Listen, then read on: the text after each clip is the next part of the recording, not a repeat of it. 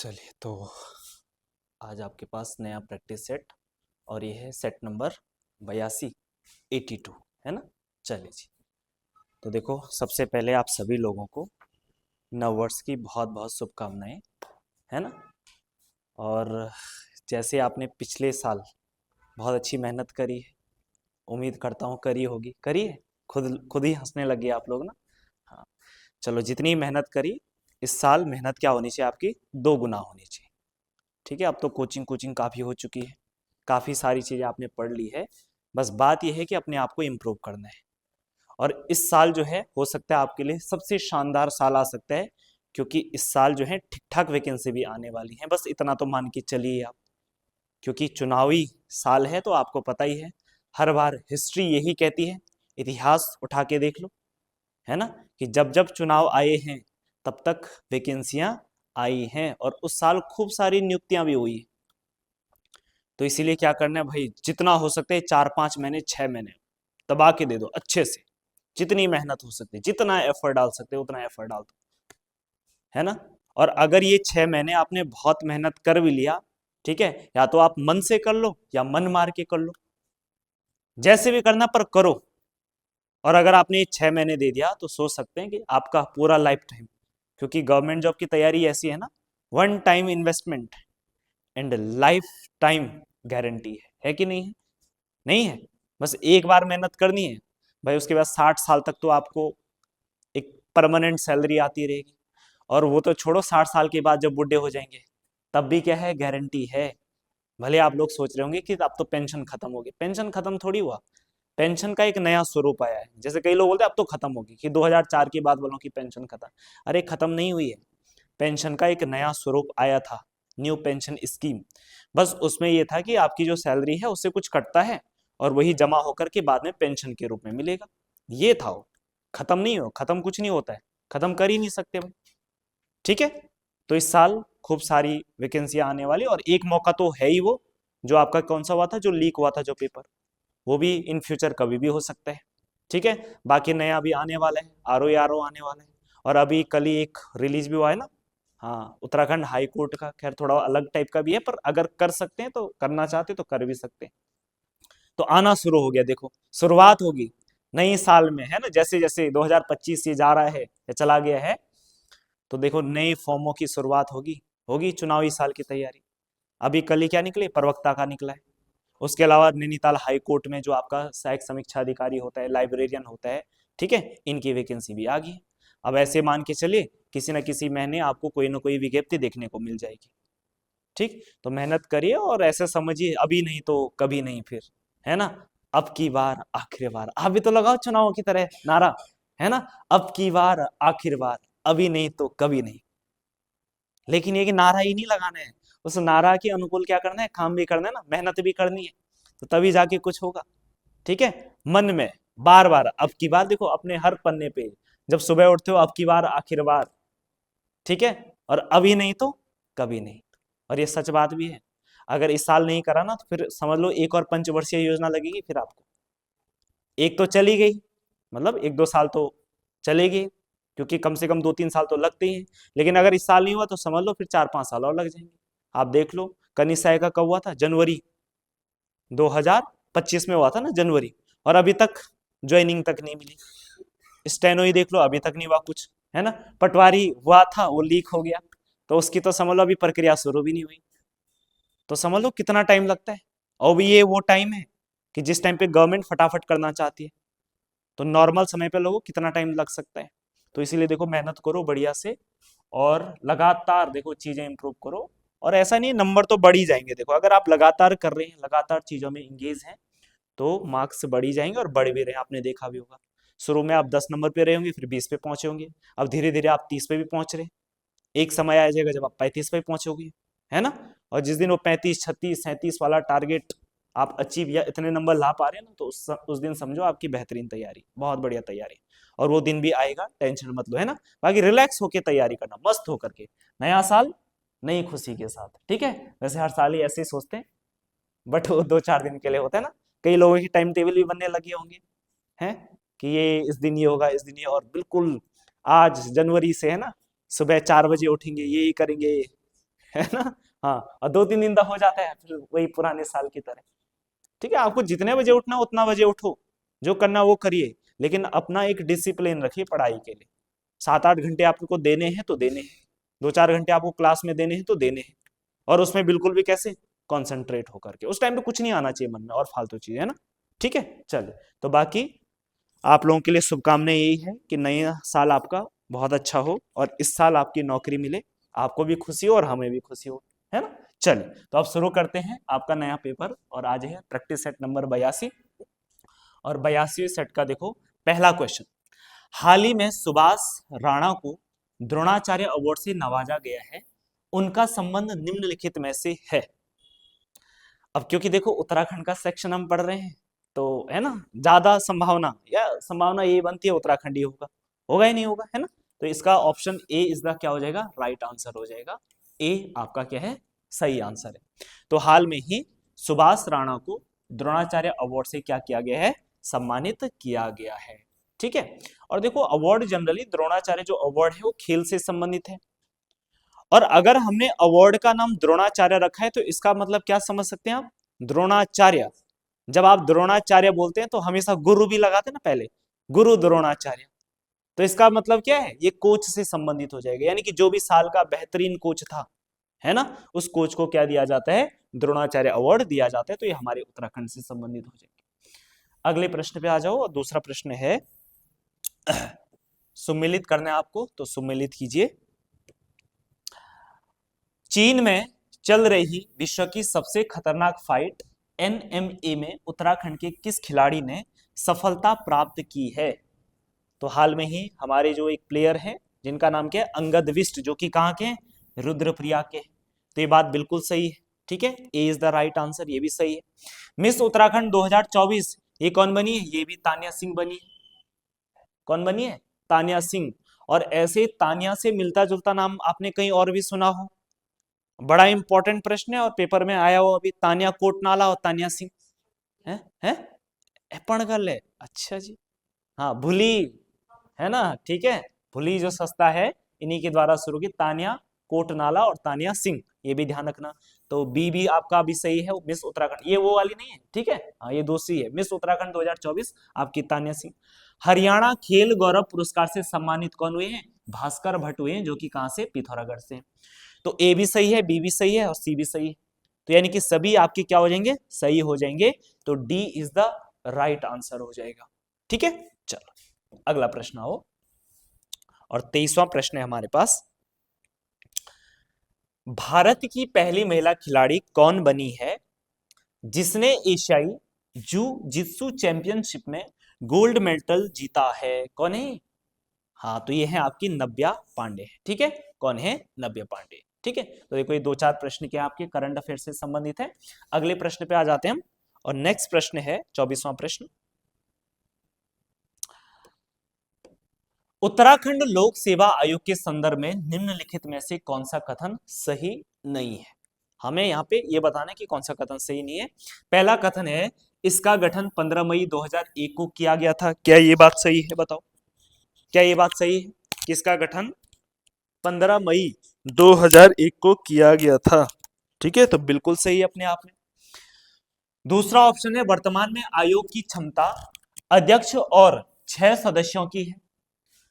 भाई ये बात भी बिल्कुल सही है, कोई दिक्कत वाली बात नहीं है। संविधान के अनुच्छेद 312 में इसकी स्थापना का प्रावधान है, क्या ये बात सही है, क्या ठीक लगती है आपको ये बात है, क्या ये बात ठीक लगती है। तो ये बात बिल्कुल ठीक नहीं है। ठीक है, क्यों ठीक नहीं है, इसका कारण क्या है, इसका कारण ये है कि संविधान के अनुच्छेद 312 में नहीं, बल्कि संविधान के अनुच्छेद 315 में इसकी व्यवस्था की गई है। किसमें की गई है, 315 में इसकी व्यवस्था की गई है। और अगर आपसे ये पूछा जाए कि भाई भाग कौन सा है, ठीक है, तो यूपीएससी किसमें आता है, संघ लोक सेवा आयोग है, भाग 14 में, भाग 14 में आते हैं। चलो जी, तो ऑनलाइन वाले कमेंट करेंगे कि यूनियन पब्लिक सर्विस कमीशन किस भाग में आता है संविधान के। ठीक है, तो इसको आप कमेंट करेंगे। चलिए जी, तो यानी कि ये वाली बात तो गलत होगी, तो इसका मतलब आपका सी इज द राइट आंसर, ये वाला कथन सही नहीं था। ठीक है, बाकी ये दो कथन क्या आपके सही हो जाएंगे। अब क्योंकि यहाँ पे बात आयोग की हो रही है, तो ऐसे ही हमारे पास एक और आयोग है, और उस आयोग का नाम क्या है, यूके। अच्छा ये बताओ, जो उत्तराखंड लोक सेवा आयोग है, इसका काम क्या है, काम क्या है इसका, है पेपर कराना। काम क्या है, पेपर कराना। हाँ ठीक है, पेपर का नाम क्या है, काम पेपर कराना। तो यूकेएसएससी का काम क्या है, तो उसका काम ही पेपर कराना है। अंतर क्या हुआ फिर, जब पेपर ही कराना था तो यूकेएसएससी क्यों बनाया हमने, वो छुट्टी पे गए। हाँ क्या बोले, अच्छा मुझे लगा जिस दिन वो छुट्टी पे जाएंगे तब ये करें। हाँ देखो, जो हमारे राज्य में जो बड़े पद होते हैं, ठीक है, या आप ग्रुप बी बोल सकते हैं, ग्रुप ए तो नहीं होती जनरली, पर ग्रुप बी या जो गैजेटेड ऑफिसर होते हैं या जो नॉन गैजेटेड भी होते हैं, उनमें जो ठीक ठाक पोस्टें होती हैं, उन पे रिक्रूटमेंट कराने का काम किसका होता है, यूकेपीएससी का होता है। और वहीं ग्रुप सी और ग्रुप सी के नीचे जितने भी आपके जो पद होते हैं, इन पे रिक्रूटमेंट कराने का काम किसका होता है, यूकेएसएससी का होता है। ठीक है, और यूकेएसएससी की स्थापना कब की गई, यूकेएसएससी की स्थापना, यूकेएसएससी की स्थापना, यूके ट्रिपल एससी, इसकी स्थापना 17 सितंबर कब, 2014 में की गई। ठीक है, 17 सितंबर 2014 में यूकेएसएससी की स्थापना की गई है। और जब से इसकी स्थापना हुई है तब से ही हमेशा विवादों में ही रहा है ना, कभी कोई भर्ती लीक, कभी कुछ लीक, कभी कुछ लीक, है ना। ठीक है, तो यूकेएसएससी की स्थापना 14 सितंबर 2000 सॉरी 17 सितंबर 2014 में की गई। दूसरी बात इसलिए भी की गई क्योंकि ताकि जो यूकेपीएससी उसका बर्डन थोड़ा कम हो जाए। यूकेपीएससी ठीक ठाक लेवल के एग्जाम कराएगा, तो आपका यूकेएसएससी ग्रुप सी के एग्जाम करवाएगा। ठीक है, इतनी बात आपको क्या रखनी है, याद रखनी। इसके अलावा हमारे पास कुछ और आयोग हैं, इन आयोगों को भी आपको क्या रखना है, ध्यान में रखना है। जैसे, ठीक है, सबसे पहले एक आयोग देखना, और यह आयोग है आपका राज्य वित्त आयोग। ठीक है, राज्य वित्त आयोग, राज्य वित्त आयोग। और राज्य वित्त आयोग की स्थापना कब हुई, तो राज्य वित्त आयोग की स्थापना कब हुई, 2001 में। राज्य वित्त आयोग की स्थापना 2001 में होती है। वहीं अगर राज्य योजना आयोग की बात करें, तो राज्य योजना आयोग, योजना आयोग की स्थापना कब हुई, हाँ इसकी स्थापना होती है 21 मार्च। ठीक है, 21 मार्च 2001 में क्या होती है, इसकी स्थापना होती है। ठीक है, हालांकि आपको पता है अब सरकार ने योजना आयोग को क्या कर दिया, भंग कर दिया है, और योजना आयोग है, हाँ योजना आयोग की जगह क्या आ चुका है, सेतु आ चुका है। ठीक है, क्या आ चुका है, सेतु आ चुका है। और सेतु की स्थापना की बात करें तो इसकी स्थापना जुलाई 2013 में की गई। कब की गई, जुलाई 2023, 13 नहीं, जुलाई 2013 में की गई है। सेतु की स्थापना जुलाई 2023 में की गई। ठीक है, अच्छा 13 बोल रहा हूं मैं, ठीक है कोई बात। ठीक, आगे बढ़ेंगे, और आगे ध्यान रखना, अगला है लोक सेवा अधिकरण आयोग। लोक सेवा अधिकरण आयोग, लोक सेवा अधिकरण अधिकरण आयोग। और लोक सेवा अधिकरण आयोग की बात करें तो इसकी स्थापना भी कब हुई, 2001 में हुई। ठीक है, और अगर आपको इसकी डेट लिखनी है तो 28 मार्च 2001 हो जाएगा। वहीं राज्य मानवाधिकार आयोग की बात करें तो राज्य मानवाधिकार आयोग, और राज्य मानवाधिकार आयोग की बात करें तो इसकी स्थापना कब हुई, 2013 में। इसकी भी स्थापना 2001 में हुई, 13 मई 2001, 13 मई 2001 में इसकी स्थापना होती है। राज्य मानवाधिकार आयोग की स्थापना कब हुई, तो 13 मई 2001 में। इसके अलावा अगर राज्य निर्वाचन आयोग की बात करें तो राज्य निर्वाचन आयोग, राज्य निर्वाचन आयोग की स्थापना 30 जुलाई 2001 में हुई। कब हुई, 30 जुलाई 2001 में राज्य निर्वाचन आयोग की क्या होती है, स्थापना होती है। ठीक है, राज्य निर्वाचन आयोग की क्या होती है, स्थापना होती है। इतनी बात क्लियर है।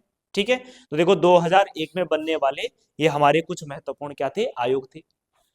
अगर आपको यूकेपीएससी से ही संबंधित अगर ये पूछ लेता है कि यूकेपीएससी के प्रथम अध्यक्ष कौन थे, तो अब आपका आंसर क्या होगा, प्रथम अध्यक्ष है, तो प्रथम अध्यक्ष थे आपके कौन से, एनपी नवानी। एनपी नवानी क्या थे, प्रथम अध्यक्ष थे। वहीं अगर बात करें तो प्रथम महिला अध्यक्ष, देखो महिला भी, हाँ कौन है, सुधा पांडे। ठीक है, तो पहली महिला अध्यक्ष कौन है आपकी, तो ये है आपकी कौन, सुधा रानी पांडे, ठीक है, या सुधा रानी पांडे हो जाएगा, सुधा रानी पांडे, ठीक है। तो ये कुछ बातें आपको याद रखनी है। तो 2001 में बनने वाले आयोग, राज्य वित्त आयोग, योजना आयोग, लोक सेवा अधिकरण आयोग, मानवाधिकार आयोग, निर्वाचन आयोग, सेतु योजना आयोग के बदले में जुलाई 2023 में इसकी स्थापना होती है, ठीक है। चलो जी, अगले प्रश्न पे आ जाते हैं, और अगला प्रश्न है हमारे पास, आपातकालीन या एम्बुलेंस सेवा योजना कब शुरू की गई। तो आपातकालीन या एम्बुलेंस सेवा योजना की बात करें तो इसकी शुरुआत कब होती है, 15 मई 2008 में इसकी क्या की गई थी, शुरुआत की गई थी। और जब इसकी शुरुआत की गई थी तो किस नाम से की गई थी, तो पंडित दीनदयाल उपाध्याय, ठीक है, पंडित दीनदयाल, पंडित दीनदयाल उपाध्याय, ठीक है, योजना नाम से जो है इस योजना की क्या की गई थी, शुरुआत की गई थी। इसके अलावा आपको ध्यान रखना 17 अप्रैल 2012, ठीक है, 17 अप्रैल 2012 में इसी एम्बुलेंस की सहायक सेवा के रूप में डोली सेवा की शुरू की गई थी। कौन सी सेवा, डोली सेवा की शुरू की गई। 17 अप्रैल 2012 में कौन सी सेवा शुरू होती है, डोली सेवा शुरू होती है। हाल में ही देखो कुछ योजनाएं हम कई बार डिस्कस कर चुके हैं, जैसे मुख्यमंत्री महिला सारथी योजना कब आई, 8 मार्च 2025। इसके अलावा अगर मैं आपसे पूछूं कि मुख्यमंत्री नमक पोषण योजना, नमक पोषण योजना बार बार बता चुका हूं, पोषण योजना ये कब आती है, 6 जुलाई 2024, ठीक है। इसके अलावा कुछ और योजना जैसे 2023 में आई है सीएम ईंधन सखी योजना, सीएम ईंधन सखी योजना, सीएम ईंधन सखी योजना, और सीएम ईंधन सखी योजना 15 दिसंबर 2023 में आई, ठीक है, यानी कि मुख्यमंत्री ईंधन सखी योजना।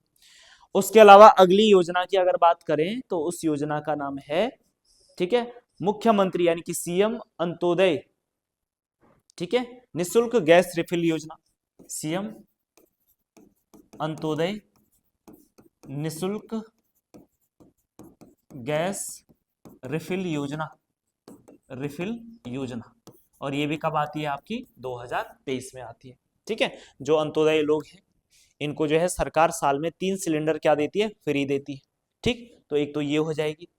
इसके अलावा अगर आपसे बात की जाए तो सीएम उत्थान योजना 2023 में कौन सी आती है, सीएम उत्थान योजना, सीएम उत्थान योजना हो जाएगी, ठीक है, सीएम उत्थान योजना हो जाएगा।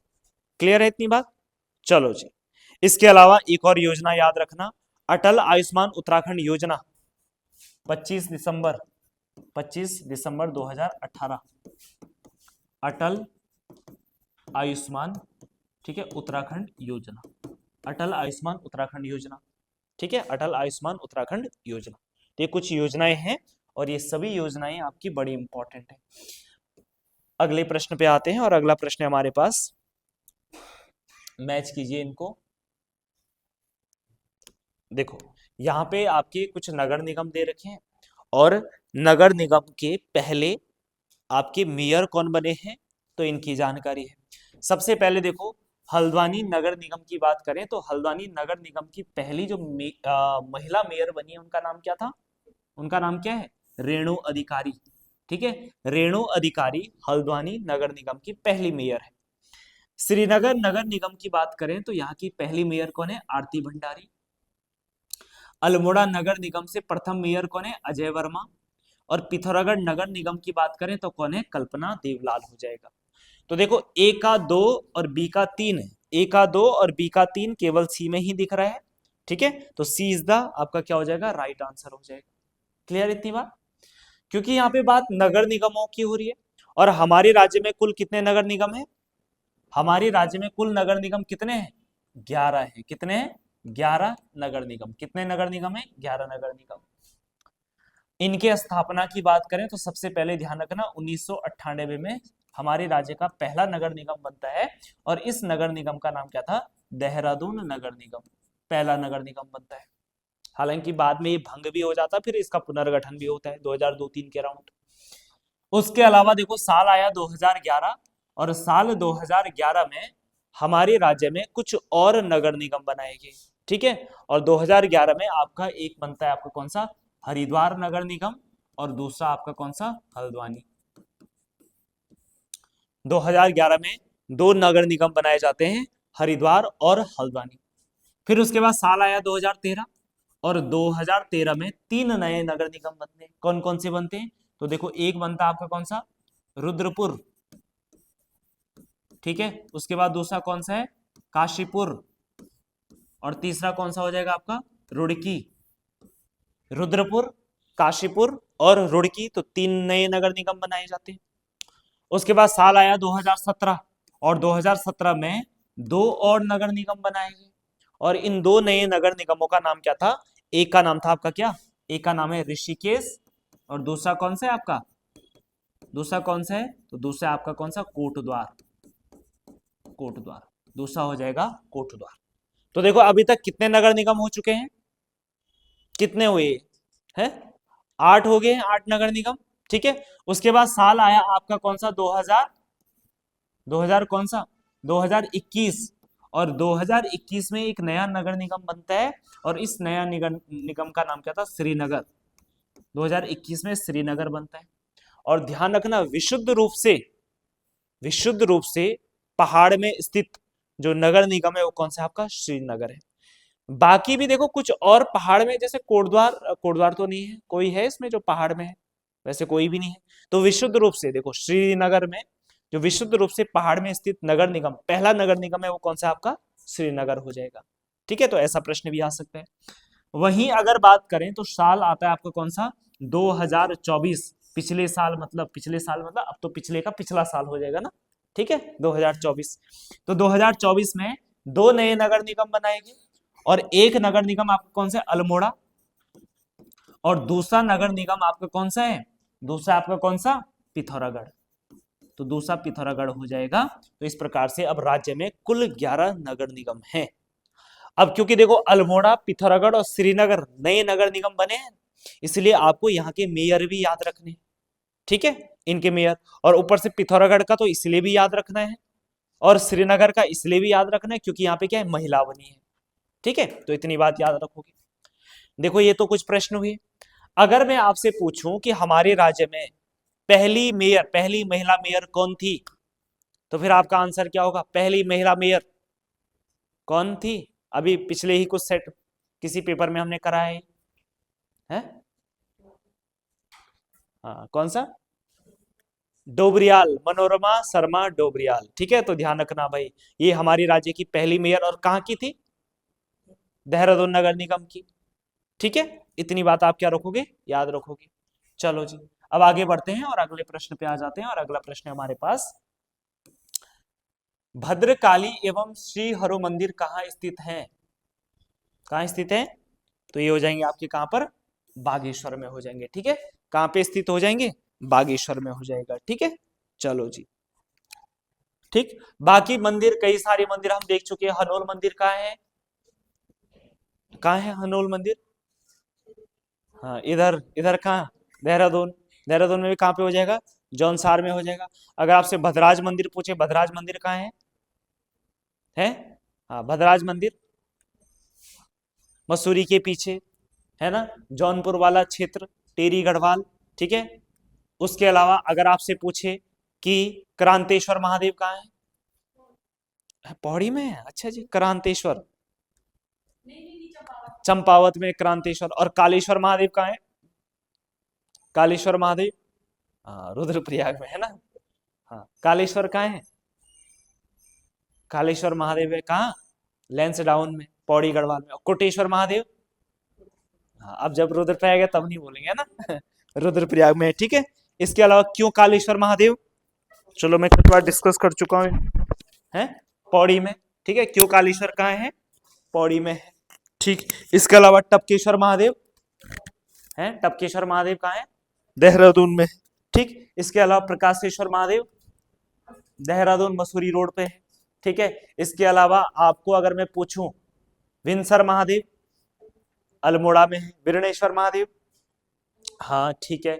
इसके अलावा अगर बताओ आप, अगस्तेश्वर महादेव, कमलेश्वर महादेव है, हाँ श्रीनगर और उत्तरकाशी, ठीक है, ये ध्यान रखना आपको, ठीक। चलो जी, तो ये कुछ बहुत सारे मंदिर है, कई बार मैं आपको करवा चुका हूं। बाकी कसार देवी मंदिर अल्मोड़ा में है, मनसा देवी मंदिर, हाँ, चंडी देवी मंदिर, चंद्रबदनी टिहरी में है ना, ठीक है, कुंजापुरी देवी मंदिर, सेब मुखिम, हाँ ठीक है। चलो अगले प्रश्न पे आ जाओ, और अगला प्रश्न हमारे पास, राज्य में सर्वाधिक ऊंचाई पर स्थित मंदिर कौन सा है? तो कौन सा है इनमें, बताओ। हाँ जी बताओ कौन सा है। देखो सबसे पहले हम हाइट देख लेंगे सबकी। केदारनाथ की हाइट कितनी है? केदारनाथ की हाइट नहीं बताया बाबा जी, और ठंडा कर देंगे। हाँ पहले इतनी ठंड हो रही है ना, हाँ और ज्यादा ठंड होगी, नहीं पता उनको, देखो कैसे होगा ऐसे में। 35-84, केदारनाथ की हाइट नहीं पता, 35-84। अगर यमुनोत्री की बात करें तो यमुनोत्री की हाइट कितनी है? 32-35। तुंगनाथ की बात करें तो तुंगनाथ की हाइट कितनी है? 3600 मीटर। और गंगोत्री की हाइट की बात करें तो कितनी है? 30-48 हो जाएगी। अगर आपसे बद्रीनाथ भी पूछता तो बद्रीनाथ जी की हाइट कितनी हो जाएगी? 31-33 हो जाएगा, ठीक है। चलो जी, तो यहाँ पे सबसे ज्यादा ऊंचाई आपको कहाँ दिख रही होगी? तुंगनाथ दिख रही होगी, तो ये आपका सही आंसर हो जाएगा, ठीक है। कम से कम भाई 4 धामों का आपको याद रखना ऊंचाई कितनी है, ठीक है, ये मंदिर कितनी ऊंचाई पर स्थित है। कई बार अब तो सीधे सीधे ऐसे नहीं पूछेगा जैसे मैंने यहाँ पे पूछ लिया है, वहां पे आपसे क्रम में पूछेगा, लगाओ इनको ऑर्डर में करो, बद्रीनाथ, केदारनाथ, गंगोत्री, जिग जैग कर देगा, फिर आपसे सही क्रम पूछेगा, ठीक है। चल अगला प्रश्न आ जाओ, और अगला प्रश्न है, रवाई की राजुला प्रसिद्ध लोकप्रिय गीत एल्बम है, किसका है? तो ये है आपका जीत सिंह नेगी जी का है। किसका है? जीत सिंह नेगी का है। तो रवाई जो क्या है, रवाई की राजुला जो प्रसिद्ध लोकप्रिय गीत एल्बम है, ये है जीत सिंह नेगी का है। किसका है? जीत सिंह नेगी का है। कहां से है जीत सिंह नेगी? तो जीत सिंह नेगी है पौड़ी गढ़वाल से। कहां से? पौड़ी गढ़वाल से हो जाएंगे। बाकी देखो प्रीतम भरतवाण के बारे में आप जानते ही हैं कि प्रीतम भरतवाण को क्या कहा जाता है? जागर सम्राट कहा जाता है, कई बार मैं बता चुका हूं। और दूसरी बात क्या याद रखना है कि इनको 2019 में जागर के संरक्षण के लिए क्या मिला है? पद्मश्री मिला है, ठीक है। बाकी 2018 में इनको उत्तराखंड मुक्त विश्वविद्यालय के द्वारा मानद उपाधि दी गई। बाकी अगर चंद्र सिंह राही की बात करें तो जो हमारे चंद्र सिंह राही हैं, इनका जन्म 1942 ईस्वी में कहां पे हुआ था? 1942 ईस्वी में इनका जन्म भी कहां पे हुआ? पौड़ी गढ़वाल में हुआ, ठीक है। 1942 में इनका जन्म भी कहां पे होता है? पौड़ी गढ़वाल में होता है। और चंद्र सिंह राही की खास बात क्या है? तो खास बात यह है कि इनको उत्तराखंड में क्या कहा जाता है? लोक संगीत का क्या कहा जाता है? भीष्म पितामह कहा जाता है। लोक संगीत का भीष्म पितामह कहा जाता है। लोक संगीत का भीष्म पितामह कहा जाता है। इसके अलावा अगर कबूतरी देवी की बात करें तो कबूतरी देवी के बारे में हम कई बातें जानते हैं। जैसे क्या जानते हैं कि 1945 में इनका जन्म कहां पे हुआ? चंपावत में हुआ, ठीक है। कुमाऊं की ये फेमस गायिका है, ठीक है। और आवाज बहुत शानदार होने की वजह से इनको कुमाऊं कोकिला भी कहते हैं। क्या कहते हैं? कुमाऊं कोकिला। कुमाऊं कोकिला के साथ साथ इनको उत्तराखंड की जीतन बाई भी कहा जाता है, जीतन बाई भी कहा जाता है। इसके अलावा इनको और क्या कहा जाता है? वॉइस ऑफ द हिल भी कहा जाता है। वॉइस ऑफ द हिल भी कहा जाता है। वॉइस ऑफ द हिल भी कहा जाता है, ठीक है। चलो इतनी बात क्लियर है? कोई दिक्कत है? यहां तक नहीं है दिक्कत। आगे बढ़ते हैं, और अगला प्रश्न हमारे पास, राज्य की प्रथम महिला फिल्म निर्देशका कौन थी? कौन थी? तो ये थी आपकी कौन सी? शालिनी शाह हो जाएगी। तो शालिनी शाह हमारी उत्तराखंड की पहली महिला फिल्म निर्देशक थी। अगला प्रश्न, ठीक है। तो यहां पे आपको क्या बताना है? संगत युग्म का चयन कीजिए। विनय पत्रिका कुमाऊनी अनुवाद, ठीक है, किसने किया? भारती पांडे ने, ये बात सही है। किसान पर्वतीय महिला का जीवन काव्य, ये डॉक्टर गिरीश अधिकारी, बिल्कुल सही है। मन की बाग जो नाटक है ये कुलानंद घनसाला का है, तो डी इज द आपका क्या हो जाएगा, राइट आंसर हो जाएगा। ठीक है, चलो अगला प्रश्न। जय भारत जय उत्तराखंड, बताओ किसका है, जय भारत जय उत्तराखंड। हाँ ठीक है, तो जय भारत जय उत्तराखंड जो है ये किसका है, ये है राजेंद्र धस्माना जी का है। ठीक है, राजवेंद्र धस्माना जी का क्या है, जय भारत जय उत्तराखंड। और कौन कौन सी रचनाएं इनकी, जय भारत जय उत्तराखंड के अलावा और कौन कौन सी है? कई बार मैं क्लास में इसको रिवीजन भी करवा चुका हूँ, नहीं भी बोल दिया होगा तो 30-40 बार तो बोल ही दिया होगा कम से कम, है ना। हाँ, राजेंद्र धस्माना, जंक जोड़, अर्धग्रामीश्वर, है ना। ठीक है, जंक जोड़, अर्धग्रामीश्वर, अर्धग्रामीश्वर, जय भारत जय उत्तराखंड, ये इनकी क्या है, प्रमुख रचनाएं। ठीक है, अगला प्रश्न। शिशुण कुमाऊनी शब्द का अर्थ क्या है? हैं? शिशुण क्या होता है? बिच्छू घास ना, बिच्छू घास, कंडाली, है ना। कंडाली का साग खाया आपने, सब्जी खाई होगी, है ना। सीधे सीधे ऐसे तो नहीं खाया कंडाली, सब्जी बना के खानी पड़ती है, नहीं तो खतरनाक लगती है वो, है ना। जितनी टेस्टी वो बनाने के बाद है, उससे खतरनाक वो बनाने से पहले है कि नहीं है। निकाल लें, हाँ जब निकालते हैं तो हाथ पे लगती है ना, जरूर होता है कुछ, है सनसनाहट होती है, भयंकर वाली होती है ना। हमने तो स्कूल में भी खूब खाई है, लेकिन नॉट सब्जी के रूप में नहीं है ना। हाँ पहले के मास्टर सही होते थे ना, मस्त।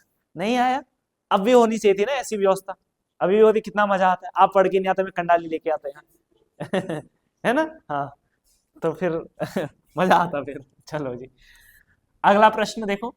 बाकी देखो बेटुआ आपको पता है, बांझा आपको पता ही है। ठीक है, अगला प्रश्न।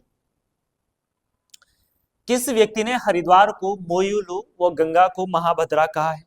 किस व्यक्ति ने कहा है? हैं? किसने कहा है? हाँ वेन सांग ने कहा है। वेन सांग ने हरिद्वार को मोयुलू कहा और गंगा को कहा महाभद्रा। अब बात ये थी कि हमें पता कैसे चला कि भाई ये हरिद्वार को मोयुलू कह रहा है, इसने तो हरिद्वार थोड़ी बोला, है ना। तो इसने जिस तरीके से मोयुलो की ज्योग्राफी का वर्णन अपनी किताब में किया है, इसकी किताब का नाम क्या था?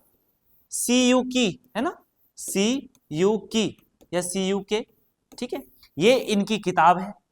ये किताब उन्होंने 634 के अराउंड आई थी ना हमारे उत्तराखंड में, ठीक है, उस टाइम पे लिखी थी।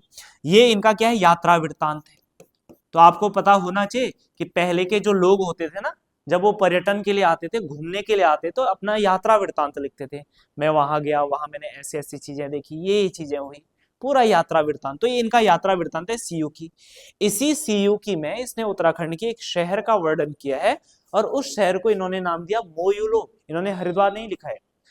हमने ये आइडिया, हमको ऐसे लगा क्योंकि जिस तरीके से इन्होंने मोयुलो की ज्योग्राफी बता रखी थी, इन्होंने ज्योग्राफी ये बता रही भाई एक शहर है, वहां पे खूब धार्मिक आस्था होती है, लोग वहां पे क्या करते हैं, एक नदी की पूजा करते हैं, है ना, खूब मान्यता है।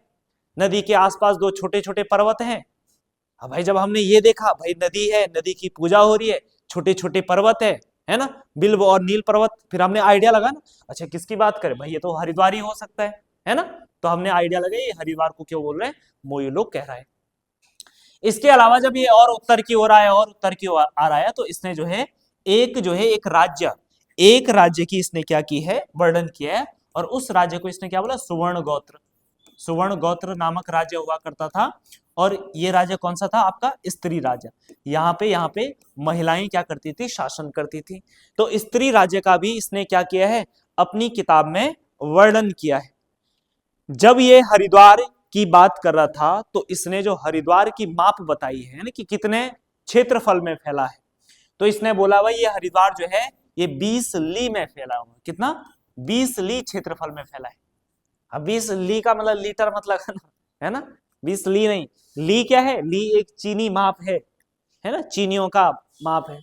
तो ली क्या है, एक चीनी माप। तो इसने चीनी माप में क्या है कि हरिद्वार का जो क्षेत्रफल है वो 20 ली है। ली मतलब लीटर नहीं है। ठीक है, चलो अगला प्रश्न पे आ जाते हैं। और अगला प्रश्न है हमारे पास, अधिकारियों तथा उनके कार्य विभाग के संदर्भ में सूची 1 को सूची 2 से क्या करना है, हमें सुमेलित करना है। देखो सबसे पहले यहाँ पे देखो महत्तम, कई बार हम चर्चा कर चुके हैं, अब मुझे लगता है कि अब तो ये आपके सबकॉन्शियस माइंड में भी जाना चाहिए ना। ठीक है, महत्तम की बात करें तो महत्तम क्या होता है आपका, ये होता है ग्राम शासक होता है, यानी गांव में शासन करने वाला जो व्यक्ति होता था उसको बोलते थे महत्तम। जैसे आज गांव में शासन करने वाले व्यक्ति को क्या कहा जाता है, क्या कहा जाता है, गांव में शासन करने वाले व्यक्ति को क्या कहते हैं, पिता कहते हैं। अच्छा अच्छा, पिता मत बोलना, पिता तो घर में है ना। ठीक है, हाँ। तो आज जो है शासन करने वाला व्यक्ति कौन होता है, प्रधान होता है ना, ग्राम प्रधान। ठीक है, चलो जी, जो पंचायत का हेड होता है। कोटपाल की बात करें तो ध्यान रखना उस टाइम पे गढ़ हुआ करते थे और गढ़ के जो रक्षक हुआ करते थे उनको बोला जाता था कोटपाल कहा जाता था। बलाध्यक्ष की बात करें, देखो बलाध्यक्ष, बला बला मतलब बल है ना, बल मतलब सेना, अध्यक्ष मतलब अध्यक्ष, सेना का जो अध्यक्ष हुआ करता था उसको क्या बोलते थे, सेना नायक कहते थे। और वहीं महादंड नायक की बात करें तो ये होता था प्रधान सेनापति, एक तो सेनापति है और एक प्रधान सेनापति है। ठीक है, चलो जी, यानी कि जो सेनापति का भी क्या है, बड़ा है। जैसे अगर मैं आपसे सिंपल सी बात बोलूं, जैसे एक होता है आपका क्या, जैसे आर्मी चीफ को क्या बोलते हैं, जनरल बोलते हैं ना, जनरल। सेना का जो क्या होता है, सुप्रीम कमांडर होता है उसको क्या बोलते हैं, जनरल बोलते हैं। ऐसे एयरफोर्स का कौन होता है, ऐसे एयरफोर्स मिलिट्री में ना, सेना तीन आती, तीन फोर्स आती है, आर्मी, एयरफोर्स और नेवी। ठीक है, तो सेना का कौन सा होता है, जनरल। ठीक है, इतना नहीं पता, ये तो इतनी छोटी छोटी बातें पता होनी चाहिए, ये तो पूछ भी लेता है कि इस टाइम पे कौन है। तो सेना का है जनरल होता है सबसे बड़ा। एयरफोर्स का कौन होता है, air chief marshal, air chief marshal होता है। ठीक है, ये एयरफोर्स का हो जाएगा। ठीक है, और ये आर्मी का हो जाएगा। और नेवी का कौन होता है, नेवी का होता है एडमिरल। ठीक है, एडमिरल होता है। अब जैसे ये सेना का सबसे बड़ा कमांडर, एयरफोर्स का सबसे बड़ा कमांडर, ये नेवी का सबसे बड़ा कमांडर, लेकिन इनसे भी ऊपर बैठा हुआ एक आदमी, कौन बैठा है इनसे भी ऊपर, ये सुप्रीम हो जाएगा फिर, है ना। इनसे भी ऊपर कौन है, अब नया पद बना है ना, सीडीएस, ये इनसे भी ऊपर है, चीफ ऑफ डिफेंस स्टाफ। और इससे भी ऊपर जाना है तो तब राष्ट्रपति हो जाता है, आपने पॉलिटी में पढ़ा हो, है ना। ठीक है, तो सेना का सुप्रीम कमांडर कौन होता है, राष्ट्रपति, बस ऐसा ही समझिए। तो महादंड नायक कौन होता है, प्रधान सेनापति होता है। ठीक है, तो ये कुछ पद हुआ करते थे। अब ऐसा नहीं है कि पद उस टाइम पे केवल इतने ही होते थे, और भी होते थे। जैसे जैसे कुछ पद लिखना आप। ठीक है, सबसे पहले जैसे लिखोगे आप कि उस टाइम पे जो अक्ष पटलिक होता था, देखो जो लेखा परीक्षक होता था, लेखा परीक्षक यानी कि जो अकाउंट देखता था, लेखा परीक्षक को क्या बोला जाता था, क्या बोला जाता था, तो इसको बोला जाता था अक्ष पटलिक कहा जाता था, अक्ष पटलिक कहा जाता था, अक्ष पटलिक कहा जाता था। वहीं अगर तहसीलदार की बात करें तो कुलचारिक, तहसीलदार को क्या बोलते थे, तहसीलदार को क्या बोलते थे, कुलचारिक कहा जाता था, तहसीलदार को कुलचारिक कहा जाता था। इसके अलावा अगर द्वार रक्षक की बात करें कि जो महल में जो द्वार रक्षक होता था उसको क्या बोलते थे, इसको कहा जाता था प्रतिहार कहा जाता था। क्या कहा जाता था, प्रतिहार कहा जाता था। इसके अलावा ध्यान रखना जो सेवक होता था, सेवक को भृत्य कहते थे, क्या कहते थे, भृत्य कहा जाता था। ठीक है, इसके अलावा पल्लिका, पल्लिका होते थे छोटे गांव, पल्लिका किस, छोटे गांव को क्या बोलते थे, छोटे ग्राम को पल्लिका कहा जाता था। ठीक है, और वही अगर बात करें तहसील को, तो तहसील को क्या बोलते थे, तालुका, विषय नहीं कहते थे। ठीक है, तहसील को क्या कहते थे, तालुका कहा जाता था। तो ध्यान रखना, ये मध्यकाल से कुछ टाइम पहले या कत्यूरियों के टाइम की बात करो, कार्तिकेय की बात की करो, या शिलालेखों की भाषा की बात करो, तो उनमें विभिन्न पदों के लिए ये अलग अलग नाम यूज किए जाते थे। ठीक है, अगला प्रश्न आ जाओ। और 36वां प्रश्न हमारे पास, उत्तराखंड प्रथम समाचार पत्र द हिल्स का प्रकाशन मसूरी में किस वर्ष होता है। ठीक है, उत्तराखंड के प्रथम समाचार पत्र, ठीक है, प्रथम समाचार पत्र द हिल्स का प्रकाशन मसूरी में किस वर्ष होता है, तो ये होता है 1842 ईस्वी में।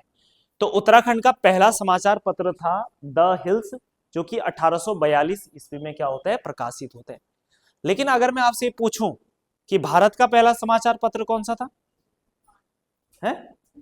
भारत का पहला समाचार पत्र बंगाल गजट, है ना? जब मैं हिंदी पूछूंगा तब है उदयन मार्तंड, है ना?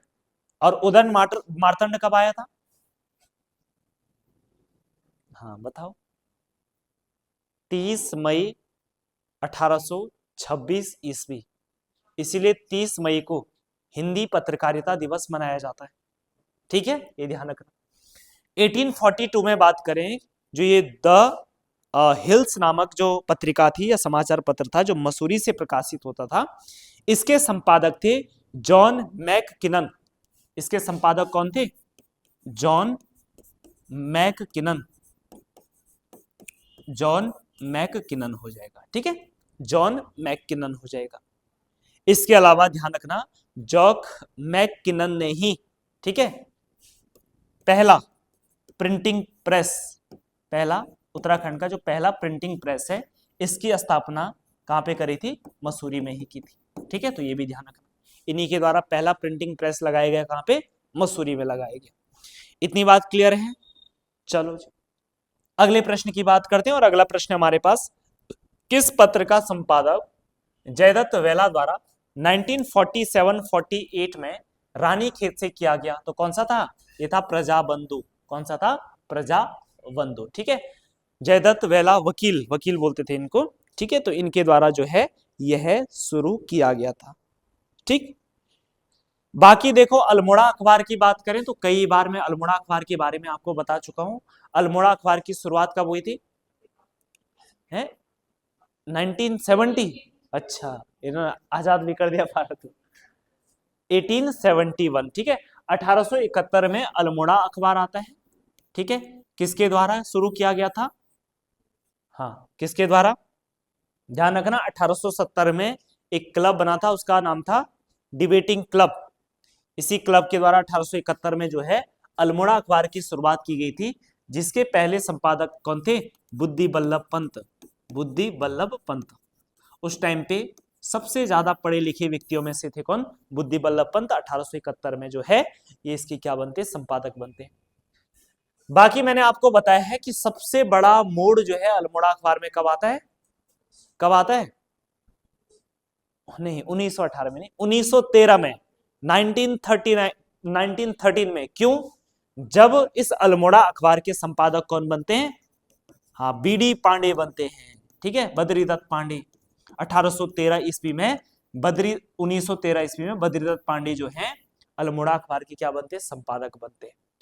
तो अभी तक जो अल्मोड़ा अखबार का जो रवैया था, जो लेखन शैली थी, जो उनके न्यूज थे, वो कैसे होते? थोड़ा अंग्रेज के फेवर टाइप में हुआ करते थे। लेकिन पहली बार जब क्रांतिकारी आदमी आएंगे, कौन? बद्रीदत्त पांडे, अब ये अंग्रेजों के विरुद्ध लिखना शुरू कर देंगे।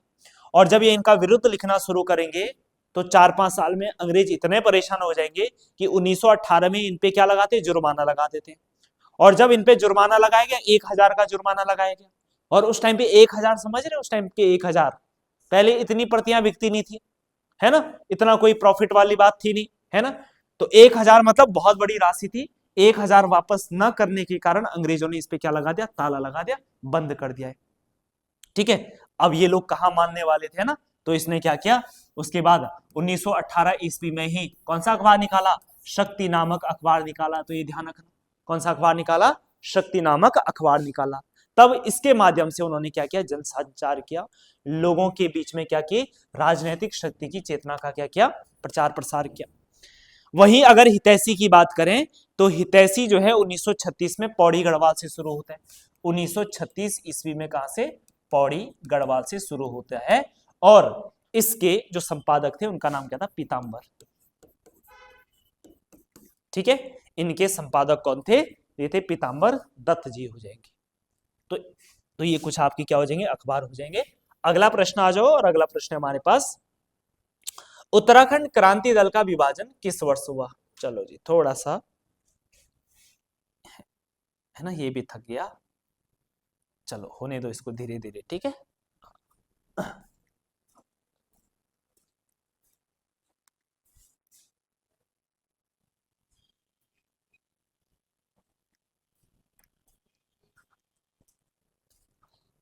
प्रश्न संख्या 38, क्वेश्चन नंबर 38, उत्तराखंड क्रांति दल का विभाजन किस वर्ष हुआ था? किस वर्ष हुआ है? 1987 में, ध्यान रखना, उत्तराखंड क्रांति दल का क्या हुआ? विभाजन हुआ। उत्तराखंड क्रांति दल, देखो हमारे उत्तराखंड का क्या है, एक क्षेत्रीय दल है, और आपको पता होना चाहिए कि जब हम पृथक राज्य की लड़ाई लड़ रहे थे उसी टाइम पे उत्तराखंड क्रांति दल की स्थापना हुई। स्थापना की बात करें तो ये आपका 24-25 कब?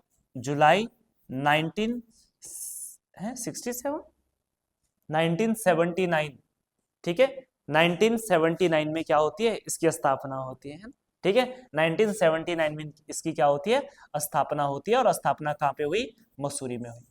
मसूरी में एक सम्मेलन चल रहा था, पर्वतीय विकास जन सम्मेलन, ठीक है। तो इसी सम्मेलन में जो है कुछ लोगों के द्वारा जो है इसकी स्थापना है, जैसे इंद्रमणि बडौनी है, देवी दत्त पांडे है, ठीक है। और ध्यान रखना, इसके जो पहले अध्यक्ष बनाए गए, प्रथम अध्यक्ष कौन थे?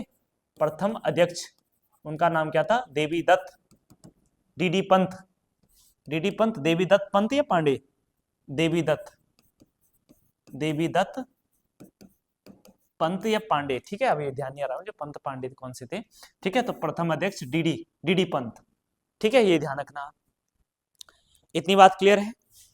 वहीं अगर बात करें तो 24-25 जुलाई 1979 को क्या की गई? इसकी स्थापना की गई। और इसके बाद जो अगली महत्वपूर्ण घटना होती है, देखो वो 1987 में हुई थी।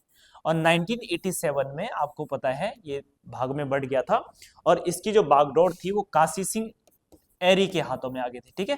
काशी सिंह एरी ने उत्तराखंड क्रांति दल की बागडोर संभाली, ठीक है, बागडोर संभाली। 1987 में ही आपको पता होना चाहिए त्रिवेंद्र पवार, ठीक है, त्रिवेंद्र पवार, ठीक है, त्रिवेंद्र पवार के द्वारा लोकसभा में क्या फेंका गया था? पत्र बम फेंका गया था। क्या फेंका गया था? पत्र बम फेंका गया था। उसके अलावा साल कौन सा आता है? साल 1990, और 1990 में आपको पता है 1990 में उत्तराखंड से या उत्तराखंड क्रांति दल से एक विधायक चुन के गए थे उत्तर प्रदेश विधानसभा में, जिनका नाम क्या था? जसवंत सिंह बिष्ट, जसवंत सिंह बिष्ट। तो जसवंत सिंह बिष्ट पहले व्यक्ति थे जिन्होंने उत्तर प्रदेश विधानसभा में पृथक राज्य आंदोलन का, पृथक राज्य का क्या रखा था? प्रस्ताव रखा था, पृथक राज्य का प्रस्ताव, पृथक राज्य का प्रस्ताव, ठीक है, पहले व्यक्ति थे।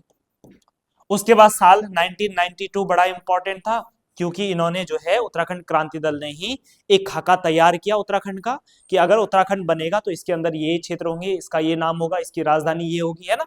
तो उसी को क्या बोला जाता है? ब्लूप्रिंट। तो ध्यान रखा कि 1992 में यूकेडी के द्वारा उत्तराखंड का पहला ब्लूप्रिंट जारी किया गया, उत्तराखंड का पहला ब्लूप्रिंट जारी किया गया। तो यूकेडी के बारे में क्या रखोगे? आप याद रखोगे। और ध्यान रखना, आज सुबह ही मैंने एक प्रश्न पूछा था, वर्तमान में यूकेडी के अध्यक्ष कौन है?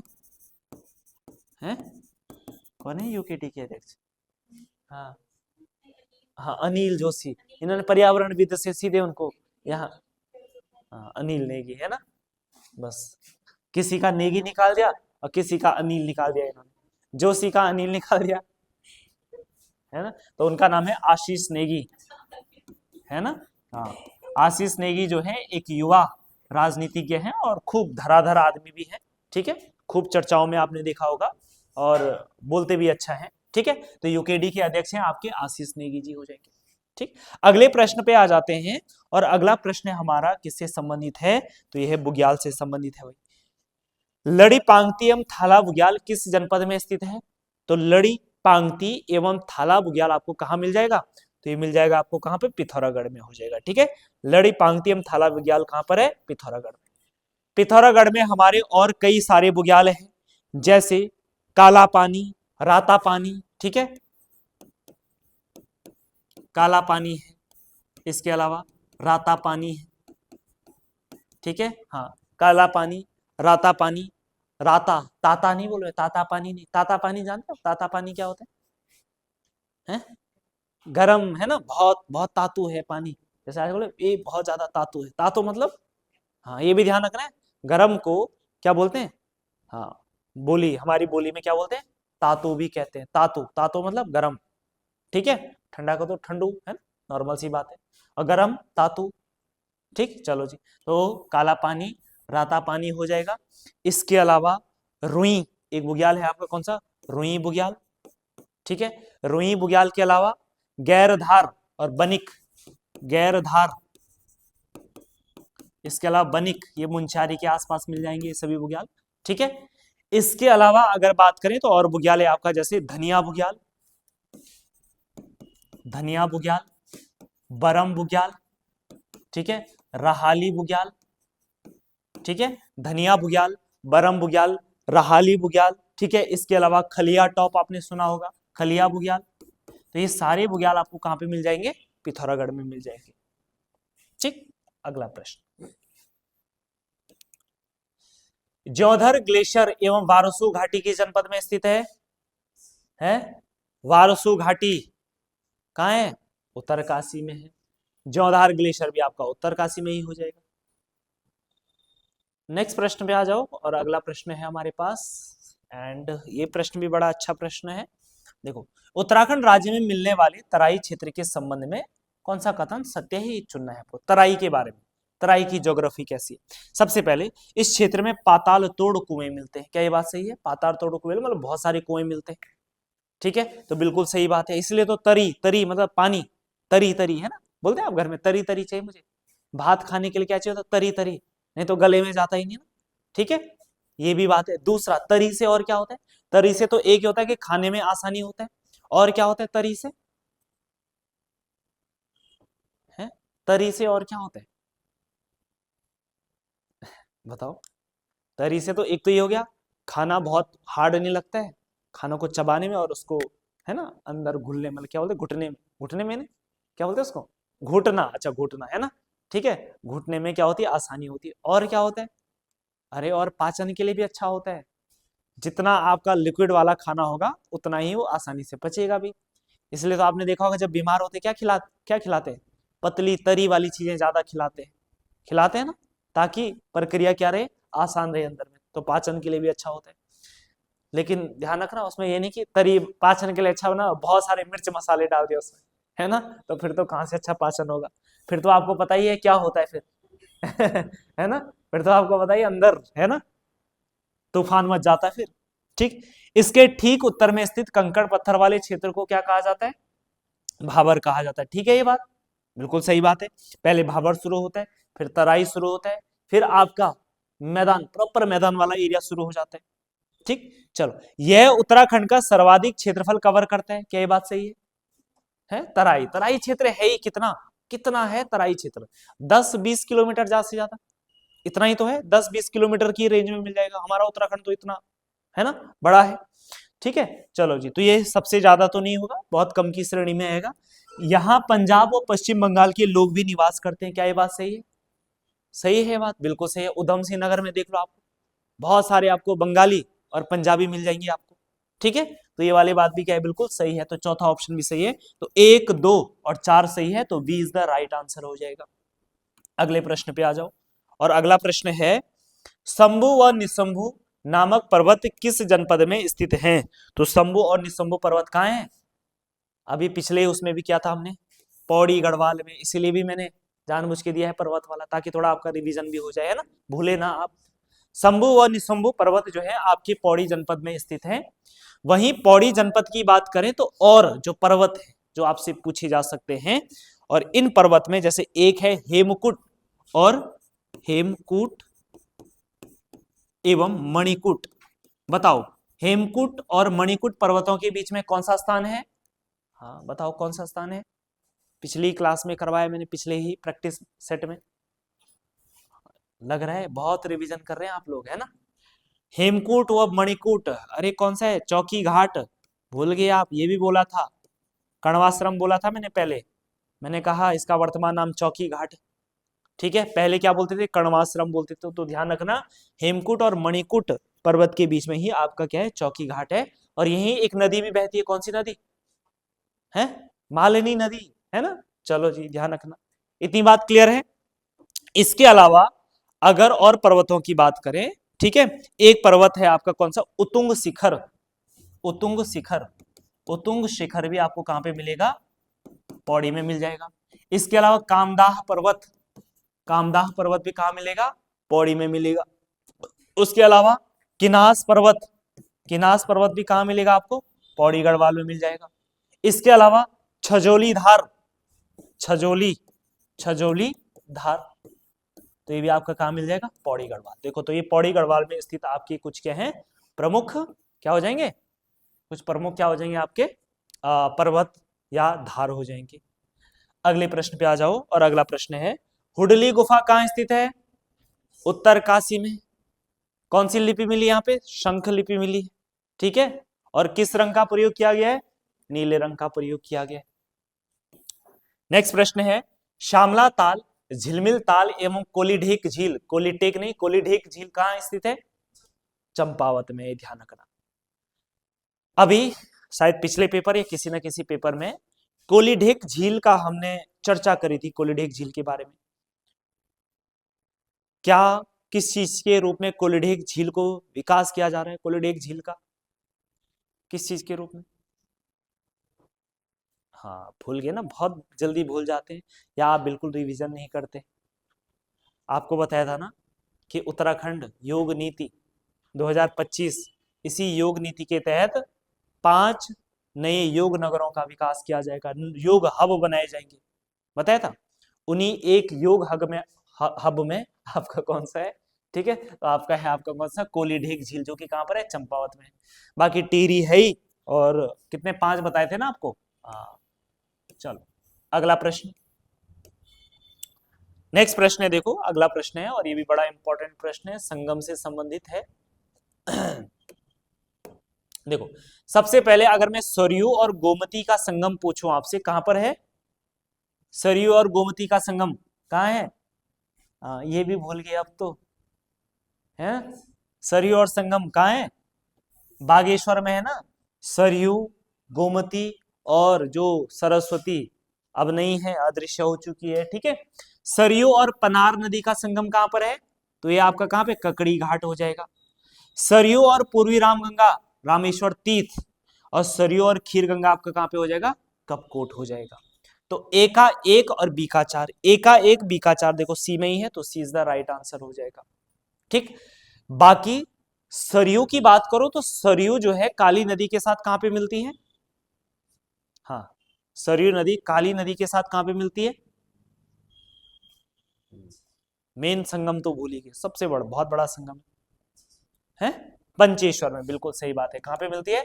पंचेश्वर में मिलती है। और ये पंचेश्वर कहां पड़ता है?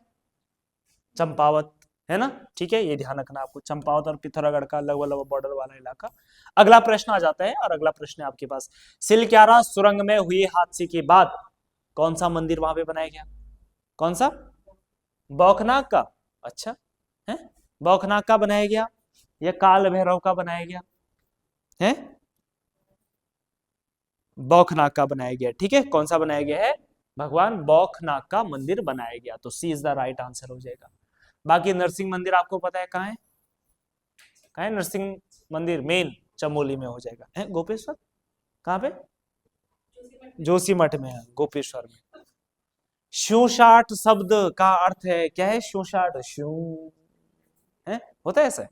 नदी के आसपास जब भी आप नदी देखते होंगे, या बरसात के टाइम पे, यानी पानी वाला, ठीक है, बरसात में भी शू होता है ना, ठीक है। तो शूषाट शब्द का अर्थ है नदी के बहने की जो ध्वनि है, इसका नाम क्या है? शूषाट है। तो ए इज द राइट आंसर हो जाएगा, ठीक है। चलो जी अगला प्रश्न, डॉक्टर अनिल प्रकाश जोशी के बारे में बताओ, और आप ही बताएंगे इनके बारे में, है ना। हाँ बताओगे, क्या बता पाओगे? पिछली क्लास में भी चर्चा करी थी हमने डॉक्टर अनिल प्रकाश जोशी के बारे में। सबसे पहले डॉक्टर अनिल प्रकाश जोशी की बात करें तो पहली बात तो यही आ जाती है कि भाई इनका जन्म हुआ कहाँ, है ना। तो कहाँ हुआ इनका जन्म? तो इनका जन्म जो है 1955 में, अनिल प्रकाश जोशी का जन्म 1955 ईस्वी में कहाँ पे होता है? कोटद्वार में हुआ। कहाँ पे हुआ? कोटद्वार में, ठीक है। पहली बात तो ये। हाँ कहीं और बोल रहे थे आप? कहाँ बोल रहे थे? हैं कहाँ बोल रहे थे? अल्मोड़ा, सब अल्मोड़ा ले जाओ, है ना, ठीक है। चलो जी, तो कोटद्वार में हुआ। इसके बाद ध्यान रखना 1979 में इन्होंने एक बहुत महत्वपूर्ण संस्था बनाई, और उस संस्था का नाम क्या था? हेस्को। उसका नाम क्या था? हेस्को, ठीक है। हिमालय एनवायरमेंटल, ठीक है, स्टडीज कंजर्वेशन ऑर्गेनाइजेशन, ठीक है, ये ध्यान रखना। इसके अलावा ध्यान रखना, इन्होंने जो है एक नारा भी दिया था, कौन सा, गांव बचाओ आंदोलन का नेतृत्व भी किया था। गांव बचाओ आंदोलन, गांव बचाओ आंदोलन का इन्होंने क्या किया, नेतृत्व किया।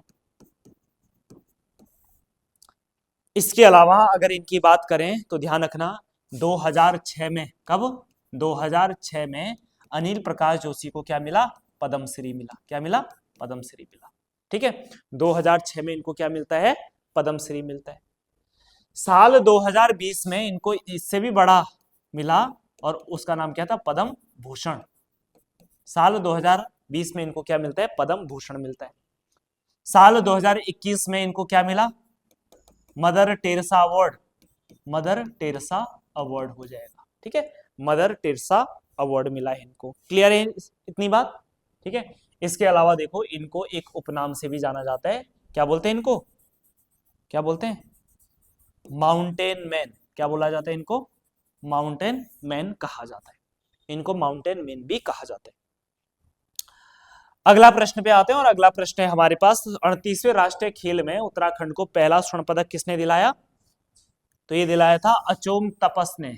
अचोम तपस बागेश्वर के क्या क्या खिलाड़ी हैं, और इन्होंने उत्तराखंड को पहला स्वर्ण पदक जिस खेल में दिया, वो खेल कौन सा था, वुशु खेल। कौन सा खेल है, वुशु खेल। वहीं अगर आपसे ये पूछा जाता है कि 38वें राष्ट्रीय खेल में उत्तराखंड को पहला पदक किसने दिलवाया, अब यहां पे बात इसकी नहीं हो रही है कि स्वर्ण है, सिल्वर है, ब्रॉन्ज है, ये बात नहीं हो रहा, पहला पदक। तो पहला पदक दिलाया किसने, ज्योति वर्मा ने। और ज्योति वर्मा ने जो पहला पदक फर्स्ट पदक ज्योति वर्मा ने दिलाया, और ये कौन सा था, ब्रॉन्ज था। कौन सा था, ब्रॉन्ज यानी कांस्य। और कहां की है ज्योति वर्मा, बागेश्वर की, ठीक है। चलो इसके अलावा अगले प्रश्न पे आ जाओ, और अगला प्रश्न है, उत्तराखंड राज्य के पर्वतारोहियों के संदर्भ में निम्नलिखित में से कौन सा सुमेलित नहीं है। सबसे पहले अगर मैं आपसे पूछूं, लवराज सिंह धर्मसक्तु एवरेस्ट को 7 बार फतेह किया, बिल्कुल एकदम सही बात है। सुमन कुटियाल नेशनल एडवेंचर अवार्ड 1994, बिल्कुल सही है। हर्षमणि नौटियाल विश्व की 24 चोटियों का सफल आरोहण, ये भी सही है। चंचल सिंह एवरेस्ट को 7 बार किया, ये गलत बात हो जाएगी। तो प्रश्न के हिसाब से D is the right answer है, ये सुमेलित नहीं है, ठीक है। चलो अगला प्रश्न, टिहरी निवासी गब्बर सिंह नेगी जी को विक्टोरिया क्रॉस दिया गया, कब दिया गया इनको विक्टोरिया क्रॉस, तो 1915 में इनको विक्टोरिया क्रॉस दिया गया।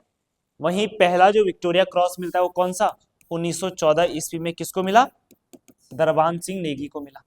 दरबान सिंह नेगी, पहला विक्टोरिया क्रॉस किसको मिलता है, दरबान सिंह नेगी को मिलता है, ठीक है। चलो जी अगला प्रश्न आ जाओ, चलो इस प्रश्न को पढ़िए। चलो जी प्रश्न को पढ़ो।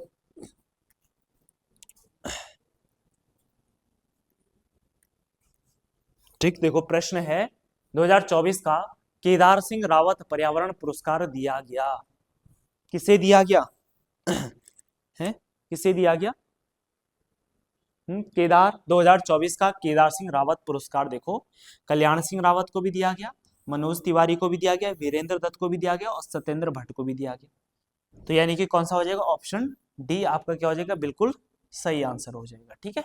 अगला प्रश्न, निम्न दिए गए संस्थानों में से अल्मोड़ा में स्थित संस्थान है, देखो क्या अल्मोड़ा में रक्षा कृषि शोध संस्थान है, बिल्कुल है भाई। उदय शंकर नृत्य व नाटक अकादमी, बिल्कुल है, संस्कृति वाले में पढ़ा था हमने। विवेकानंद पर्वतीय कृषि अनुसंधान संस्थान, बिल्कुल है। तो डी इज द आपका क्या हो जाएगा, राइट आंसर हो जाएगा। सभी आंसर आपके क्या है, बिल्कुल ठीक है। अगला प्रश्न आ जाओ, कौन सी पुस्तक है जिम कॉर्बेट जी द्वारा लिखी गई है, तो tree trope, my India, the hunter friends, सभी सही है, D is the right answer यहाँ पे भी है ना। उत्तराखंड वियतनाम में हुई एशियन बॉक्सिंग चैंपियनशिप में भारत के लिए कांस्य पदक जीतने वाली उत्तराखंड की एकमात्र महिला बॉक्सर हैं, कौन है, कौन है भाई, एकमात्र महिला बॉक्सर कौन है, तो ये है आपकी कौन, Priyanka Chaudhary, B is the right answer हो जाएगा, ठीक है। तो ये ध्यान रखना आपको। अगला प्रश्न आ जाओ। किस स्थल को केदार जू के नाम से जाना जाता है? तो ये आपका कौन सा हो जाएगा? थल केदार हो जाएगा। थल केदार को केदार जू के नाम से जाना जाता है। ठीक है, थल केदार को केदार जू के नाम से जाना जाता है। ठीक है, किस नाम से जाना जाता है? केदार जू के नाम से जाना जाता है।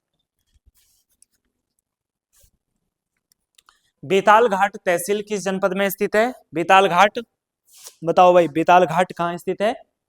कहाँ है बेताल घाट तहसील? अरे नैनीताल में, और कहाँ होना बस, है ना? कहाँ है? नैनीताल में हो जाएगा। अगला प्रश्न, अल्मोड़ा में किस स्थान को ऑर्चर्ड कंट्री कहा जाता है? फलोद्यान का देश किसे कहा जाता है? हैं? किसे कहा जाता है बताओ? किसको कहा जाता है? चौबटिया को कहा जाता है। B is the right answer हो जाएगा। तो अल्मोड़ा में ऑर्चर्ड कंट्री यानी कि फलोद्यान का देश चौबटिया को कहा जाता है। इतनी बात आप याद रखोगे। अगला प्रश्न है, और अगला प्रश्न है हमारे पास, देहरादून जनपद में स्थित विनोबा भावे ग्रामोद्योग की स्थापना कब की गई? तो 1954 में की गई थी। ए से आंसर हो जाएगा। और आज की क्लास का अंतिम प्रश्न, ठीक है, अंतिम प्रश्न है, निम्नलिखित में से कौन देहरादून में नहीं है? Institute of drilling technology, survey of India, भारतीय वन्यजीव संस्थान, इंडस्ट्रियल टेक्नोलॉजिकल रिसर्च सेंटर। तो देखो, ये ड्रिलिंग टेक्नोलॉजी भी है, सर्वे ऑफ इंडिया भी है, भारतीय वन्यजीव संस्थान भी है, लेकिन कौन सा नहीं है? इंडस्ट्रियल टेक्नोलॉजिकल रिसर्च सेंटर नहीं है। तो D is not the right answer. ठीक है, तो डी आपका सही आंसर हो गया। बाकी देहरादून में कई सारे हैं, FRI है, IGNFA है ना, और उसके अलावा आपका क्या हो जाएगा, और क्या है आपका, ICFRE है, कैसफॉस है। ठीक है, ये कई सारे क्या है, बड़े संस्थान है। कहाँ पे? देहरादून में। ठीक, तो इसके साथ इस सेट नंबर 82 का उत्तराखंड सेक्शन आपका क्या हो जाता है? समाप्त हो जाता है। ठीक है, चलिए जी, अब मिलते हैं आपसे अगली क्लास में। फिर से एक बार आप सभी लोगों को नववर्ष की बहुत बहुत शुभकामनाएं।